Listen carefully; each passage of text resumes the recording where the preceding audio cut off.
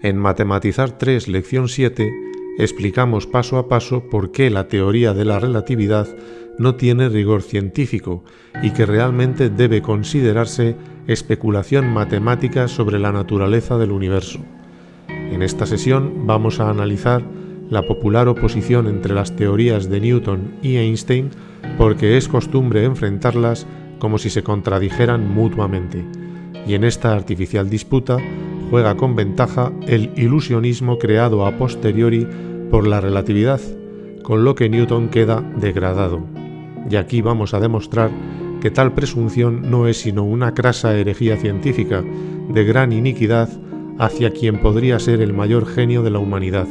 Isaac Newton. Para entender lo que se va a exponer, es indispensable conocer el álgebra de los números concretos, desarrollada en la sesión 7 sobre los números de la ciencia y con mayor extensión en Matematizar 3, lección 3, donde se definen los conceptos de magnitud y cantidad, así como la diferencia entre magnitudes fundamentales y derivadas. Todo ello imprescindible para entender con fundamento los desarrollos científicos. Recordamos aquí que se entiende por magnitud toda propiedad física que pueda ser medida, y que medir es comparar cantidades de cierta magnitud con una porción determinada y constante de la misma llamada patrón. Por tanto, en física es esencial definir con claridad las diferentes magnitudes que intervengan en los fenómenos estudiados, así como sus respectivas unidades patrón. Insistimos, para establecer una teoría científica es preciso distinguir con claridad las magnitudes y patrones que intervengan en los fenómenos descritos por ella, definiéndolos con la mayor fidelidad posible para evitar equívocos. Por ejemplo, en termodinámica, la calidez o la frialdad se asocian a la percepción del calor y de la temperatura. Sin embargo, calor y temperatura son dos magnitudes bien distintas para la física. La temperatura es la magnitud asociada al grado de calor de los cuerpos y se mide mediante diversas escalas termométricas. El calor se define como la energía traspasada de un cuerpo a otro como consecuencia de sus diferentes temperaturas, produciendo en ellos expansión térmica o cambios de estado.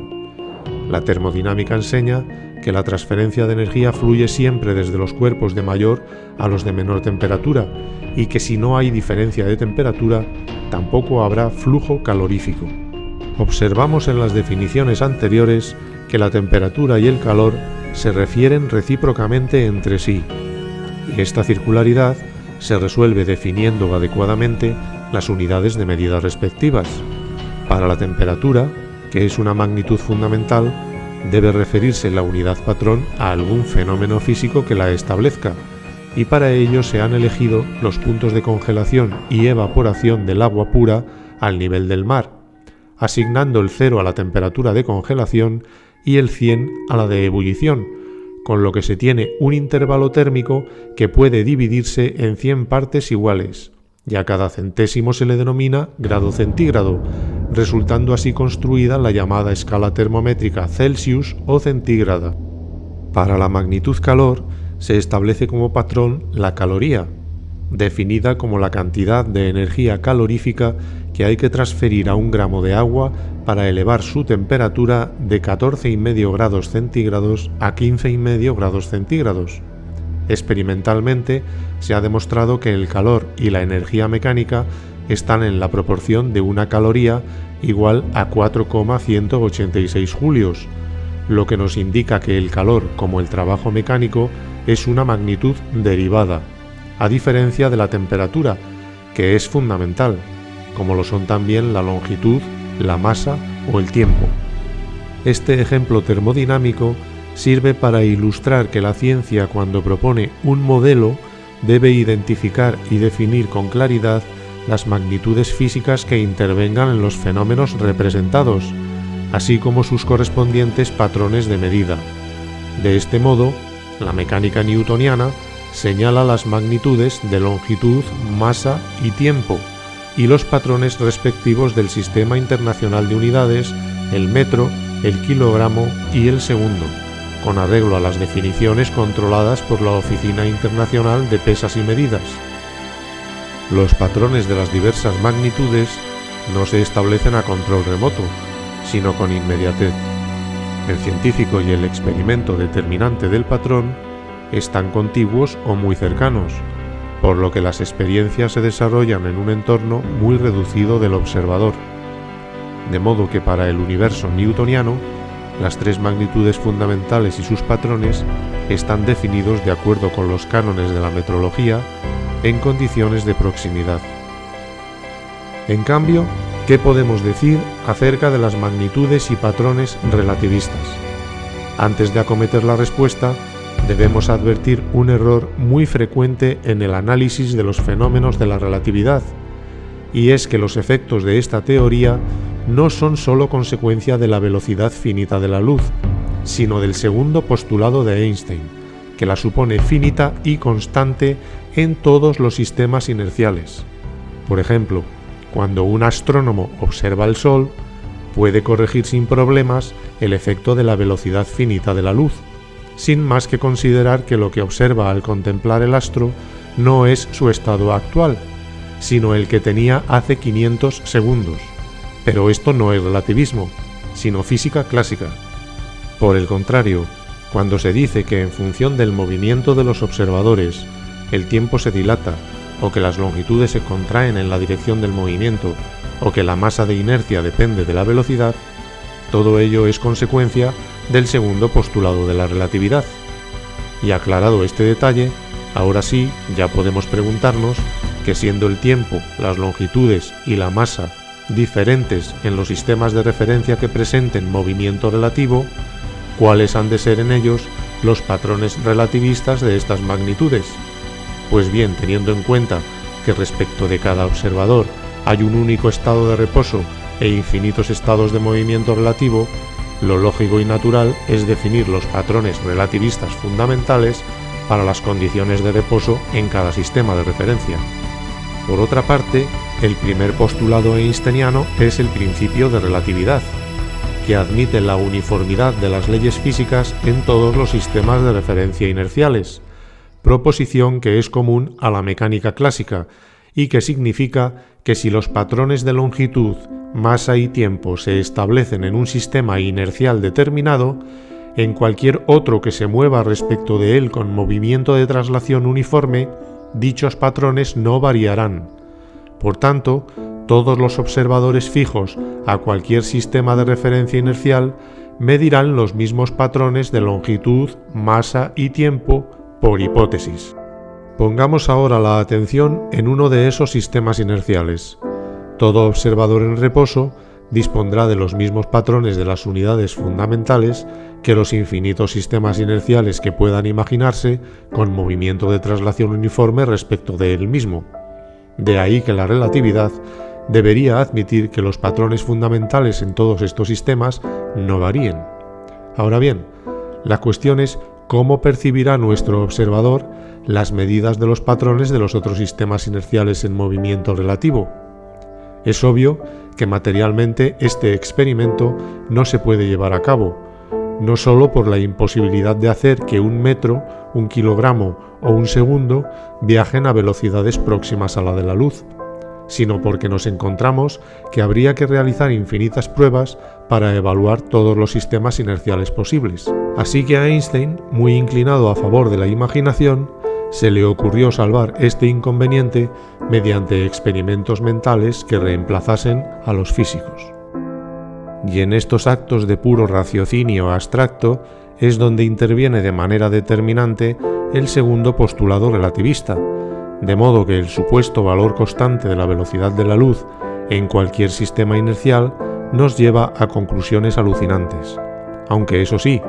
atinentes a lo que nuestro observador en reposo en un sistema inercial podría concluir sobre la medida de los patrones fundamentales de otros sistemas y respecto a los de reposo en su propio marco de referencia, que no olvidemos coinciden en todos los inerciales. Los respectivos experimentos mentales montados para ello conducen a la dilatación del tiempo, es decir, que un segundo en reposo parecerá más cantidad de tiempo si se observa desde otro sistema inercial en movimiento. Por el contrario, un metro en reposo parecerá acortarse desde otro sistema y en la dirección de su movimiento, y 1 kilogramo en reposo se percibirá menor que en movimiento. Así que una primera aclaración esencial que no debe pasar inadvertida es esta. Nuestro observador sabrá que si analiza los fenómenos mecánicos en un sistema inercial que se mueva respecto de él, el primer postulado garantiza que los patrones fundamentales de ese sistema coincidirán con los del suyo, pero al observarlos por medio de la luz, el segundo postulado será responsable de que los patrones en movimiento no coincidan con los comunes a todos los sistemas inerciales, y estarán relacionados por las diversas fórmulas relativistas. De modo que a efecto de las observaciones por medio de la luz, las magnitudes y patrones en movimiento cambian respecto a los de reposo, por lo que no son comparables. De ahí que nos parezca un craso error hablar de estos conceptos como si se tratase de las mismas magnitudes, porque el tiempo, la longitud o la masa en movimiento y bajo el efecto del segundo postulado no son las mismas magnitudes que sus homónimos en reposo, de la misma manera que el calor y la temperatura son magnitudes termodinámicas distintas. Y es que por el hecho de poner el mismo nombre a cosas diferentes, no las hacemos iguales. De ahí la confusión que la relatividad alimenta por no definir adecuadamente sus magnitudes fundamentales y las correspondientes unidades patrón, limitándose sin más a adoptar las clásicas que han sido concebidas en condiciones de reposo, es decir, dispares al ámbito en que opera el relativismo, con velocidades muy elevadas y comparables a la de la luz. Aunque el experimento mental no sea una forma adecuada de investigar en ciencia, como la relatividad lo acoge como fundamento de sus desarrollos, para no estar en desventaja, como haría Einstein,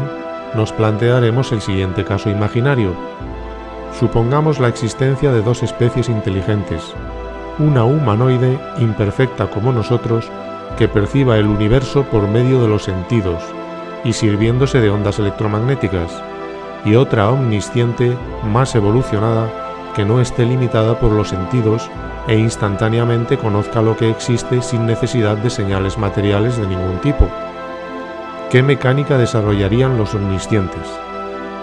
Pues no estando sujetos a las propiedades de la luz, o más genéricamente del electromagnetismo, definirían las magnitudes y patrones de la física de la misma manera en cualquier posición del espacio y a cualquier velocidad, por lo que no apreciarían diferencias dependientes de la posición ni movimiento de los observadores. Con otras palabras, Newton sería su científico estrella y el universo mecánico newtoniano sería su modelo. En cambio, los humanoides, si creyeran en la formulación del segundo postulado y no tuvieran forma de definir magnitudes a velocidades elevadas parecidas a la de la luz, tendrían que recurrir a construcciones matemáticas abstrusas para superar sus limitaciones perceptivas dependientes de la luz o de otras ondas, y tendrían que conformarse con entender el mundo mental percibido en lugar del realmente existente o extramental. Puede que entre los humanoides surgiese algún Einstein al que se le ocurrieran las formulaciones del modelo mecánico relativista o algo parecido. Este experimento sirve para comprobar que los modelos newtoniano y einsteiniano no son comparables, porque tienen distinto objeto. El newtoniano se refiere al mundo real, mientras el einsteiniano explicaría el mundo mental percibido por medio de la luz y con sujeción a las propiedades de las ondas electromagnéticas. Curiosamente, el de Newton es el utilizado por los astrónomos actuales para sus estudios, e incluso para la navegación espacial, pues la velocidad finita de la luz es para ellos un simple factor corrector de los cálculos. Al modelo relativista hemos de recriminarle que no identifique las magnitudes físicas fundamentales a que se refiere, ni defina sus patrones de medida, limitándose a adoptar los clásicos en condiciones claramente dispares, porque con ello provoca confusión conceptual nada sana para la lucidez del pensamiento científico atinado. A su favor hemos de reconocer que se trata de una construcción matemática brillante que merecería ser completada con un análisis dimensional que arrojase luz sobre sus pronunciamientos, reforzándolos o repudiándolos. Para finalizar, Podríamos resumir todo lo dicho concluyendo que en la popular confrontación entre Newton y Einstein encontramos los caracteres propios de los dos especímenes de pensadores que se repiten contumazmente en la historia de la filosofía. Por un lado están los que ven las cosas intentando no idealizarlas y queriendo representarlas fielmente de acuerdo con las observaciones, y de otra parte están los que resuelven los conceptos empíricos en meros estados mentales, sin atender a los aspectos objetivos de la experiencia. Así que hemos de resolver la cuestión planteada en este episodio con el pronunciamiento de que, así como Newton era un científico realista, Einstein daba prioridad a la imaginación sobre los hechos, por lo que reúne los caracteres de un pensador mentalista.